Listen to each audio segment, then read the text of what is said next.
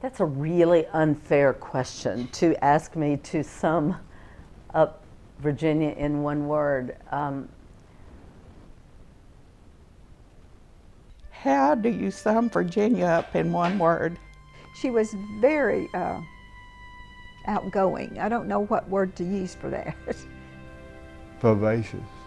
She was so alive. I mean, you know, so full of energy all the time. I'd have to say determined. She was determined. I don't think I've ever met anyone stronger. She was the strongest human being I ever met. The one word that comes up and comes up and comes up anytime I even think about Virginia is the word loving. But I think that one word, stunning, because she was a stunning person. I met Virginia in the early 1950s when she and her family had moved from Hope to Hot Springs. My mother was gravely ill and in the hospital for the most part of 1956 and had to be anesthetized many times. And Virginia was the one that always did this. She visited her every day. And whether I was there or not, I knew that she had been there because she left a red lipstick kiss on my mother's forehead, and that meant so much to my mother. I don't know if she did this for everyone, but I have a feeling that she did. We went out to the yacht club, and there was Roger and Virginia. And I looked at her, and we both had on almost, they were sailor dresses, and that's when the sacks were popular. Mine had a collar, hers didn't, and just had the button down. And I said, "You must shop at the same place as I do." She said, "Well, yours has got a collar." Mine doesn't, just has the brass buttons. And I thought, well, they think we're the Bobbsey twins. She said, "What's wrong with that?" You never saw her without her makeup. That was the first thing she did, you know, was put on her makeup. Signature look, obviously the eyebrows. Obviously the tuft in her hair that was always white. You couldn't help but notice her. It was her empowerment moment. It was, you know, it was like, once I've got my makeup on and my hair's done and I'm dressed, I can conquer the world. Virginia loved to fish. She would fish very early in the mornings before she would go to work. I'd go up and get crappie. We loved the cane pole and crappie, although we had the other stuff, but we caught lots of fish.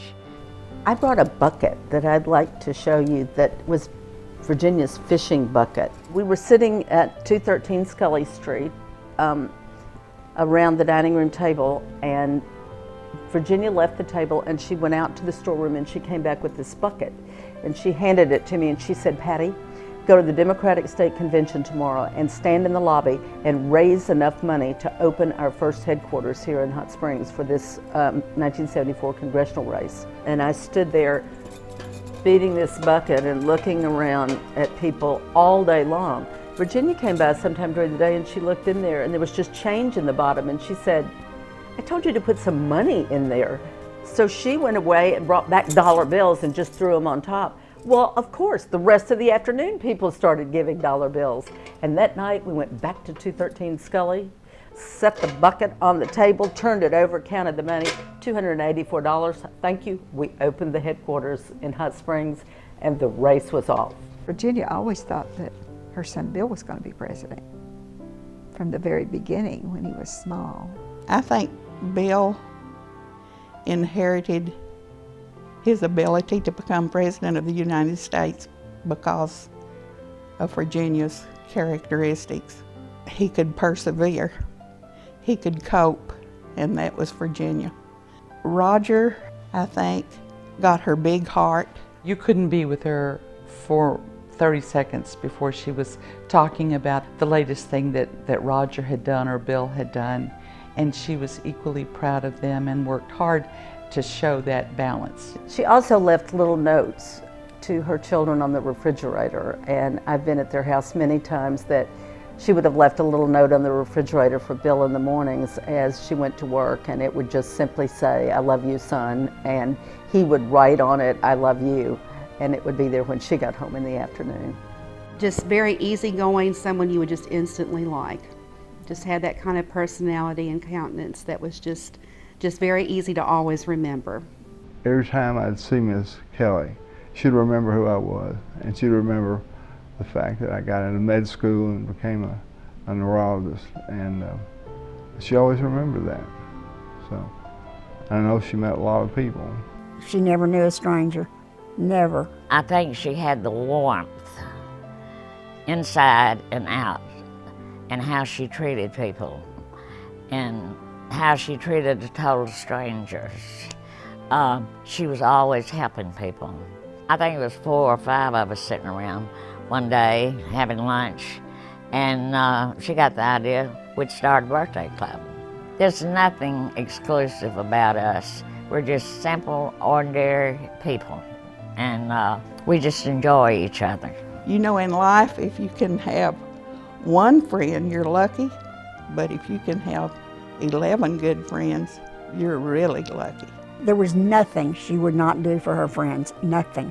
I don't care what it was. She was a fine Christian woman, and that's never been mentioned too much. She had this prayer on her dressing table that she read every morning when she was putting on her makeup. It was something like, "There's nothing that can happen today, God, that you and I can't handle." She truly lived by that, and she had that faith that things would be okay. I don't know how many people knew, and I was told in confidence that Aunt Virginia's cancer had come back. I asked her, I said, "Just how bad is it? I want to know if you're going to be okay." And she said, "I promise you I'll be okay." She did not want the boys to know that she was really sick with her cancer. She just went on like nothing was wrong. That was a very selfless thing to do, is to try to keep that to yourself as long as you can and keep supporting both of your sons in spirit and heart. One of the sustaining things that carried her through all the ups and downs, that was this attitude, this positive attitude, the feeling that I'm gonna beat this. I'm gonna keep on going. I'm gonna live life like I want to, and it's not gonna get me down. That attitude. She was a positive person, and she was not going to let those issues define who she was. She didn't want to carry her troubles on her sleeve. When I lost her, I lost the best friend I ever had.